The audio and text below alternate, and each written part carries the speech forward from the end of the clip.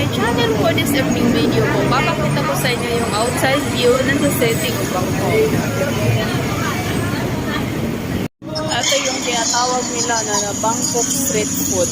Itong tanggi-tanggi ng mga pagkain na ito, located pala to sa mismong harap talaga ng Central World Ganyan siya. Market. As in, madami talaga yung choices of foods dito. Puro kainan talaga as in. Kasi daming choices.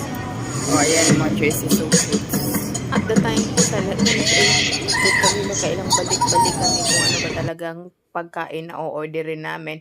Pero sa kalaunan, eto din yung mga napili naming pagkain, fried ay pusit, o para bang more on seafoods talaga kasi nga bihira lang kami makakakain ng ganito kasi gaya ng sabi ko, normally talaga nasa food court lang kami nagdi-dinner. O tapos meron